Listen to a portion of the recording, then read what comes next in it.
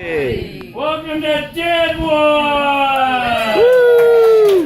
Yeah, welcome to the old style, saloon number 10. This is the only museum in the world with a bar in it. I know, you know that's why I hang out here. I love museums. That's right? Anyway, I know why you're all here today. Here to watch me play some cards, right? Woo! Alright, well, I'm going to do that for you. First, let me introduce the friends I'm playing with today. Charlie, Rich, come on out. Rich. Woo! Next up, we got Captain William Massey, a retired riverboat captain. Get out of here. There he is. Right over there, Captain. Holy cow, did you retire early? Man, I should have been a riverboat captain. Lesson learned, I guess. Okay, Carl, get out of here. This is Carl Mann, owner of the Saloon 10. And last but not least, everybody's favorite guy in the bar. The bartender. Oh, thank you, though. The bartender. Here we go. Get out of here. There he is. All right. Like I said, I'm going to play some cards for you. First, I'm going to tell you a little bit about myself. I am James Butler Hickok. Folks nowadays, well, they like to call me Wild Bill. You know, I was born in Troy Grove, Illinois in 1837. Quick, how old does that make me? Oh, 39. Exactly right. Good job. Well, anyway, when I was just a kid, I worked on the family farm there in Troy Grove, and I liked it. I did.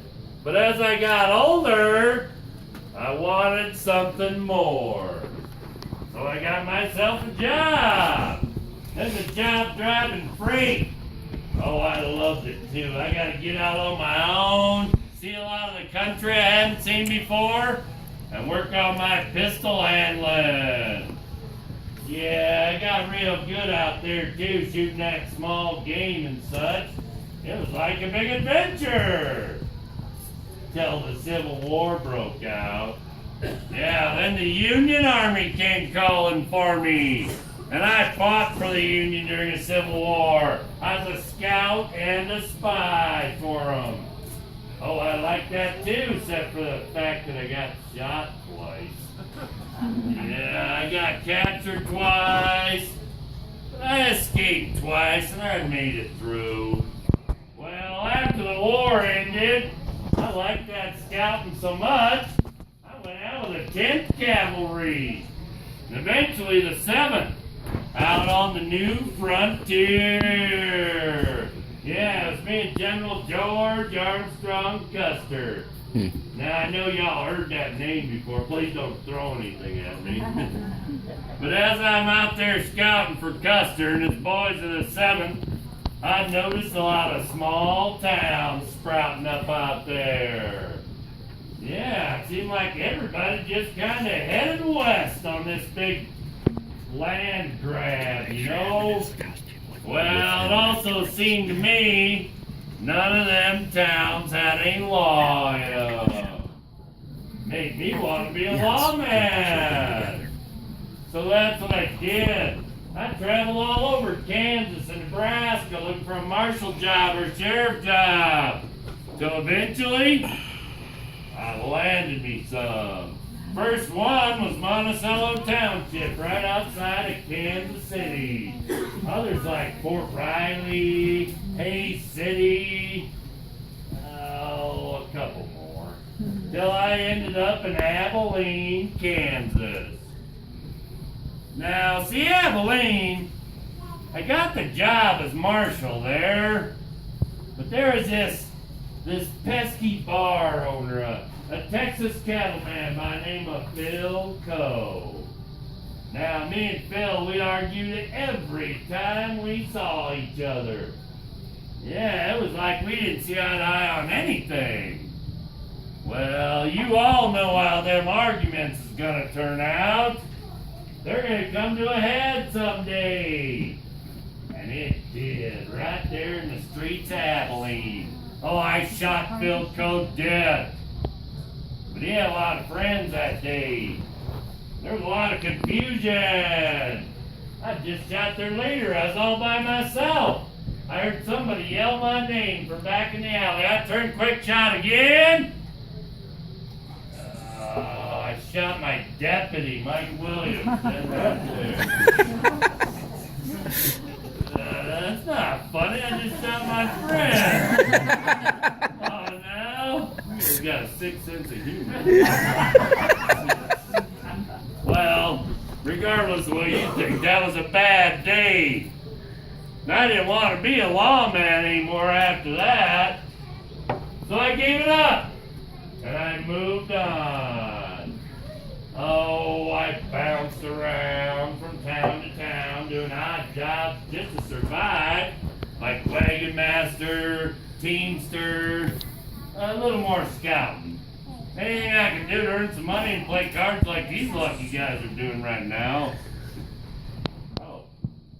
Yeah, like they're doing right now. Hold on a second. Play cards. Oh, there they go.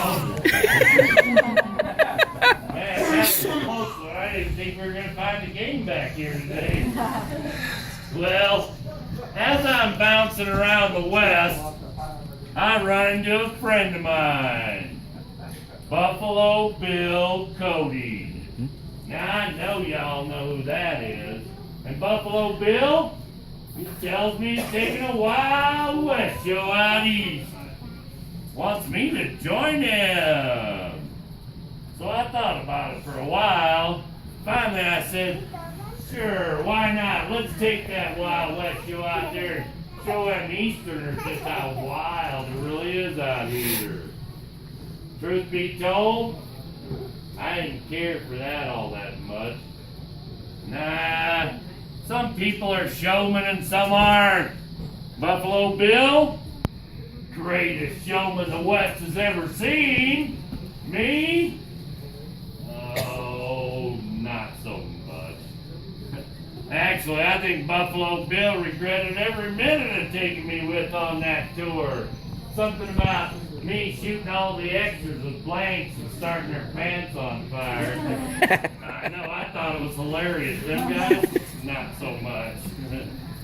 Well, I disrupted Buffalo Bill's show long enough, and I told him, I said, this is not for me. You know we'll still be friends for the rest of our lives. But I gotta be moving on. So I did.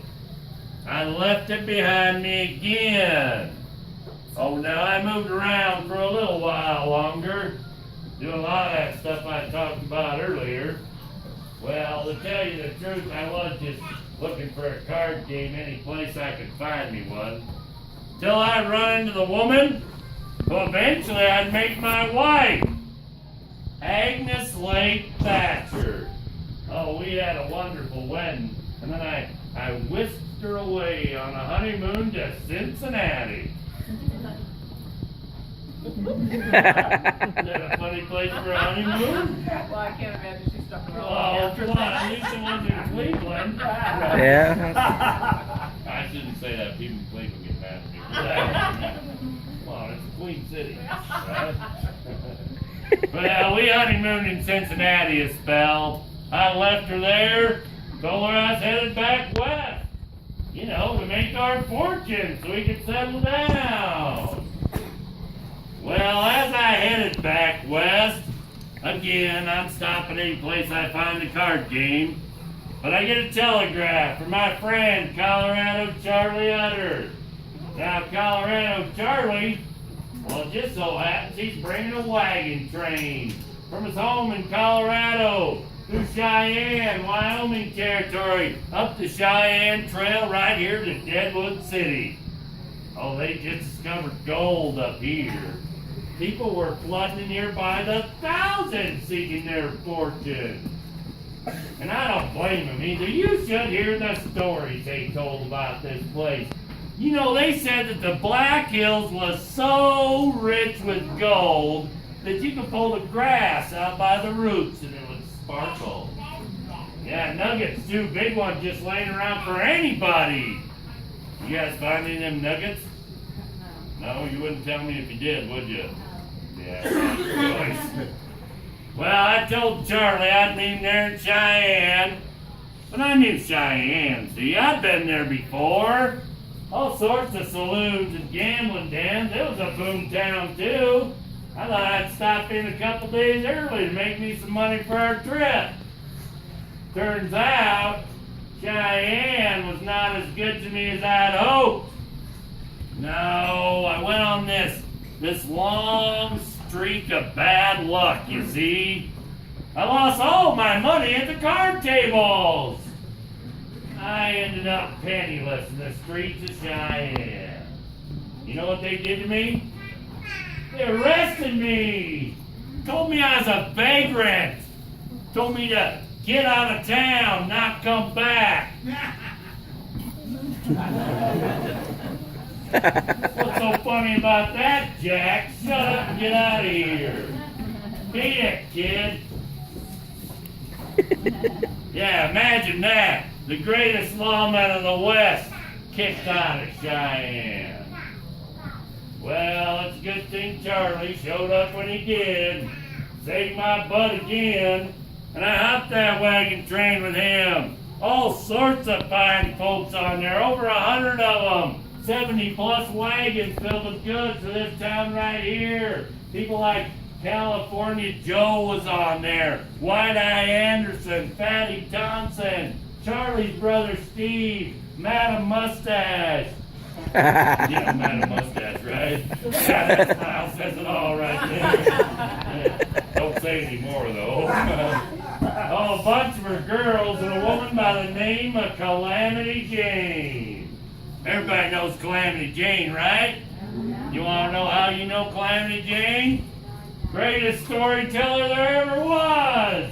That woman wrote herself into history, made herself a legend. You all know who she is. And as to the rumored romantic involvement that was supposed to have happened between myself and Calamity Jane, I'm here to tell you that's not true. You know who told stories about that? Calamity Jane told stories about that. Come on now. I just met her when I got on Charlie's wagon train. I was a married man. Besides, have you seen her? She dresses like a man, looks like a man, acts like a man, drinks like a man, smells like a man, fits like a man, curses like a sailor. Yeah, no romance there. But I'll tell you one thing though. If you got problems and Calamity Jane is anywhere around, that woman will help you out, I guarantee it. Very, very compassionate lady, Calamity Jane. And we're still friends. Probably not after I say all that stuff, all right? Oh, well, I got on that wagon train with all them fine folks down there in Cheyenne. We ended up the Cheyenne Trail. 3 weeks. 3 weeks it took us. We pull up on this ridge out here. Now imagine this. If it had been 1875, just a year earlier, we'd pull up on this ridge, look down over the gulch. We wouldn't have seen anybody. There wasn't a soul here. 1876, when we got here, 10,000. A huge mining camp, gold claims as far as the eye could see in every direction. And then miners, well, they worked hard to get that gold. I know, because I had me a claim and I worked it. And I worked it hard for 3 hours. Yeah, I found out real fast that gold mining was not my bag either. But them miners, they do work hard. They work their fingers to them day in, day out for a little pouch of gold, so maybe they could survive out here a little bit longer, even save it up and send it back to their families. Sure, these folks are all sick of listening to me talk by now. Yeah.